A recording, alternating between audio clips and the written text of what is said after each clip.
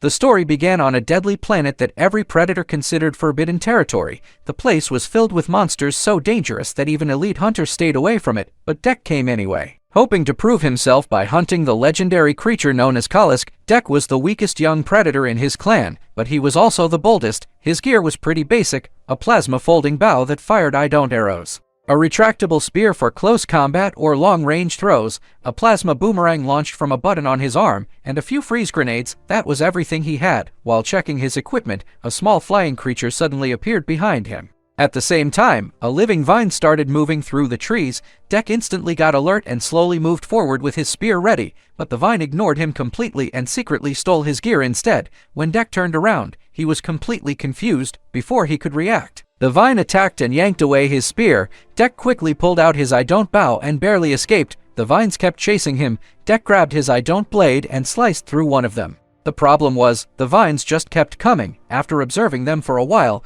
Dek realized their length was limited. So he started fighting while backing away. At the end of the day, he was still a predator. Handling small threats like this wasn't impossible. Predators were raised for battle and hunting from the moment they were born. Only by defeating powerful prey could they earn respect. After cutting through most of the vines, Dek dodged a deadly strike, climbed onto one of the vines, and sprinted across it. At the edge, he jumped and grabbed onto a rocky cliff. The vines could only stop and watch. Dek looked out across the lifeless planet and continued searching for Kalisk. Later, he found a small river. Using his scanner, he checked a nearby plant and confirmed it could stop bleeding. He pressed the leaves against the wound on his arm. As soon as he finished, he noticed a fat little bug sitting on one of the leaves. Dek picked it up, planning to use it as food, but the creature suddenly swelled with bubbles. A second later, it exploded right in his face. After leaving the river, Dek entered a field filled with strange plants. Whenever something got close, the plants prepared to explode. Once the target moved away, they calmed down again.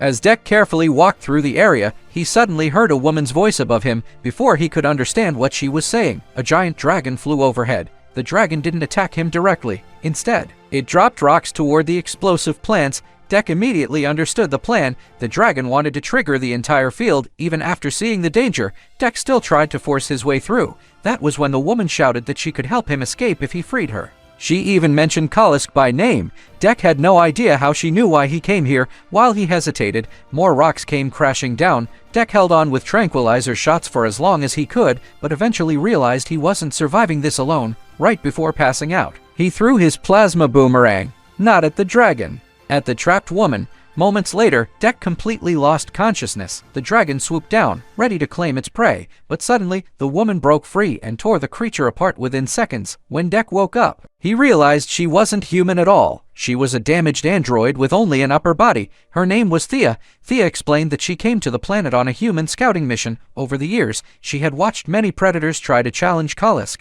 None of them ever returned alive. That was why she immediately recognized Dek's goal. Kalisk had also ripped off her legs. So she proposed a deal. She would guide Dek to Kalisk.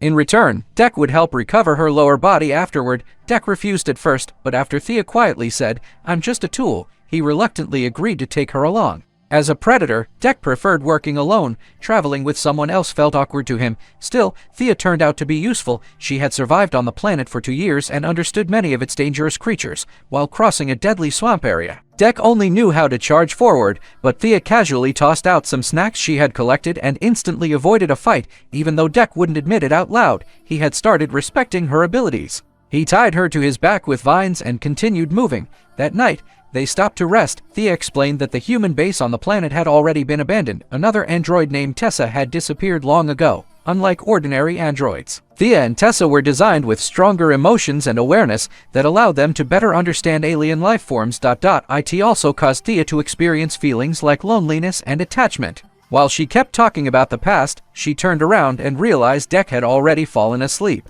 At the same time, somewhere else on the planet, Tessa was undergoing repairs. Machines restored her damaged skin while replaying her memories. Humans had given her one clear order: bring Kalisk back alive. The next morning, Dek and Thea continued their journey. Soon, Dek spotted an ancient beast grazing ahead of them and immediately got excited. He rushed forward, ready to hunt, but Thea stopped him. The area was covered in blade grass. Walking through it would be like getting sliced apart alive. Dek still refused to give up his prey. He pulled out his plasma boomerang and prepared for a ranged attack. That was when a monkey-like creature suddenly dropped from a tree nearby. The little guy showed zero fear. It almost looked like it wanted to join the team. The creature ran straight through the blade grass. Deck had no idea how to react. He carried Thea while jumping between tree branches to chase the ancient beast. Thick branches worked fine. Thin ones sent him straight into free fall when another giant beast charged toward him. Deck jumped onto its back. Using the trees ahead, he pushed through the pain and escaped the blade grass zone. Then the little monkey showed up again. Deck blamed it for ruining his hunt and immediately tackled it. With his longer reach, he quickly pinned the creature down. The monkey looked completely shocked by Deck's fighting skills, but before Deck could celebrate, a giant tentacle suddenly wrapped around him and dragged him into the air. A massive creature appeared and tried to swallow both Deck and Thea whole. At the last second, the little monkey jumped in and smashed the monster's teeth apart with its hardened back, seeing the creature still attacking. Deck grabbed his particle blade and shifted the fight elsewhere, but another field of blade grass blocked his path. The monster missed a heavy stomp and chased after the monkey instead. Deck used the opening to cut down a giant tree. By now, he was no longer the rookie who first landed on the planet. His combat experience was growing fast. That night, Deck built a campfire and cooked some meat. Androids didn't need food, but the little monkey stared at it the entire time. It wanted some badly, but didn't dare steal it. In the end, Deck tossed it a piece anyway. The monkey got excited and spit directly into Deck's face. Thea quickly explained that this species used saliva to mark friendship. That conversation reminded Deck of his older brother, Quay, even though Deck was considered the weakest predator in the clan. He once saved Quay's life. Since then, Quay had always protected him. Among predators, respect could only be earned through solo hunts. Any hunter who returned with the head of a powerful creature gained honor in the clan, but Deck chose Kalisk, a creature even their father refused to challenge. Quay originally tried to stop him, but after seeing how determined Deck was, he finally gave up. Right then, their father's ship arrived. Deck sliced open his palm as a sign of respect and courage, but his father didn't care at all. To him, Deck was too weak to even deserve hunting rights. A failure like that didn't deserve to live. Without hesitation, his father threw out a particle restraint device. Then he gave Quay a direct order: kill him.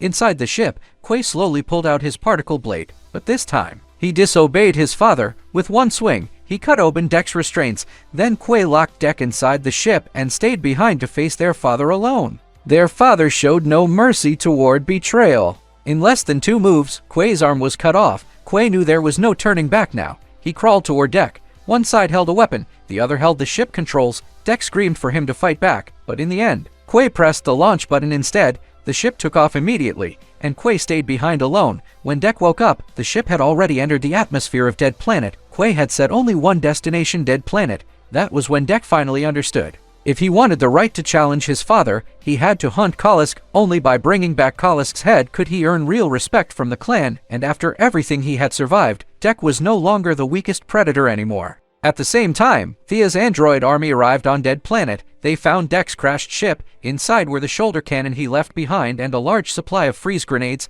The moment Thea saw the weapons, she came up with a new plan. Early the next morning, Deck continued traveling with Ursa. He left the little monkey behind this time. For predators, the final hunt was always meant to be done alone. After a long journey, Deck and Ursa finally reached an abandoned base. It used to belong to Ursa's human team, and Ursa's missing lower body was still lying there. He immediately connected himself to the repair system. Once the neural sync finished, he would be able to walk again. By now, Deck no longer saw Ursa as just a tool. He even told Ursa he wanted him to witness the hunt for Kalisk, but then Ursa quietly revealed something important. He had secretly sent their location to Thea. Deck instantly got furious. He finally realized why Thea returned to Dead Planet with an android army. She never came to save Ursa. She came for Kalisk and Deck. He was only bait. For a predator, Kalisk was the ultimate prey. There was no way Deck would let someone else interfere. Furious, Deck rushed outside to scout the area. Since Kalisk had attacked this place before, he decided to face the creature here directly.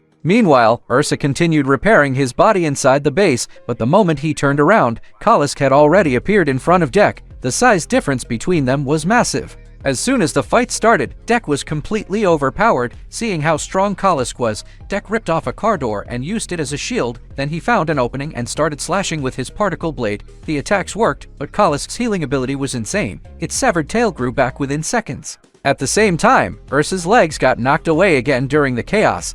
Deck switched to hit and run tactics. Suddenly, Ursa opened fire to distract Kalisk. Deck instantly took advantage of the opening and attacked from behind. An enraged Kalisk swung its tail and pierced straight through solid metal. Still, Deck's combat skills had improved a lot. He even managed to cut off Kalisk's head. The problem was, Kalisk simply reattached it. In the end, Dek still got pinned to the ground, but just as Kalisk moved in for another attack, it suddenly stopped. It had smelled something familiar on Dek. Before it could react, a freeze grenade rolled in from behind. The next second, Thea arrived. She not only wanted to capture Kalisk, she also planned to take Dek back as an experiment subject. Compared to Ursa, Thea was far colder. She only cared about completing the mission. And no matter how much Dek resisted, she kept working. Then she casually reactivated Ursa. Even though Thea and Ursa looked identical, they now viewed emotions very differently. Ursa clearly started hesitating. He kept stalling, hoping to delay the experiment, but Thea ignored him completely. Left with no choice, Ursa secretly pressed the shutdown button.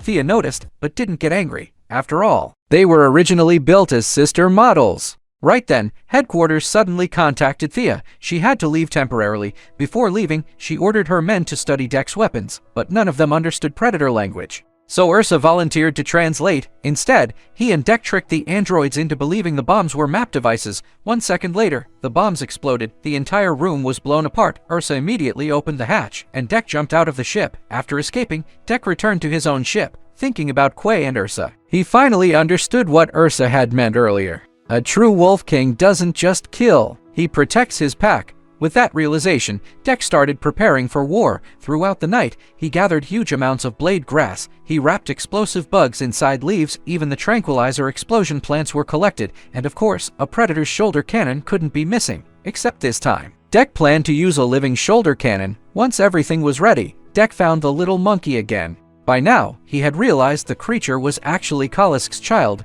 Dek copied the monkey's spit greeting, officially forming an alliance. Then they recovered Ursa's legs and snuck into Thea's base together. The android guards had no idea danger was already inside. One android barely reacted before half its body got melted by corrosive liquid. Even Dek was surprised by how powerful the living shoulder cannon was. At the same time, Ursa's legs automatically searched for his body. They acted like both navigation tools and distractions. While enemies got distracted, Dek attacked fast. Blade grass instantly sliced through multiple guards. The little monkey was even more brutal. The moment it confirmed someone was an enemy, it tore them apart. Meanwhile, Ursa's legs finally reached the prison area. They jumped directly onto a guard's face and used his eye to unlock the door. 2 more guards rushed over after hearing the noise. Ursa immediately pretended to still be inactive. Then suddenly, the body separation combo began. The guards got completely destroyed. The last one tried to finish the fight, but ended up getting stabbed through the head by Ursa's high heel leg. Soon after, Dek finally reunited with Ursa.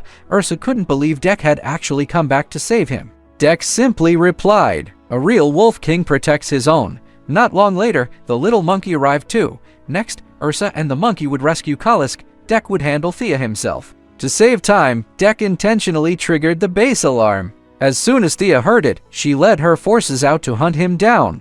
At the same time, Ursa and the monkey quietly infiltrated the facility very quickly. Large numbers of guards surrounded Dek, but none of them realized the area was already filled with explosive bugs and tranquilizer plants. A chain of explosions erupted instantly. Dek wiped out most of the guards with ease, but Thea was a completely different problem. She arrived in a giant mech suit. She even used Dek's own shoulder cannon to destroy the living shoulder cannon. Dek charged in to fight back, but against the mech, he could barely survive. Thea took her time, slowly flipping over vehicles one by one while searching for him, but after flipping the last vehicle, Dek was gone. The next second, a blood-covered Dek dropped from above. His particle blade pierced straight through the mech's shoulder, but Thea quickly sealed the armor shut again. For the moment, Dek had no way inside. Meanwhile, the rescued Kalisk had completely gone berserk. It charged at the mech and started tearing into it. Even though it couldn't bite through immediately, it forced Thea to fight back with a chainsaw.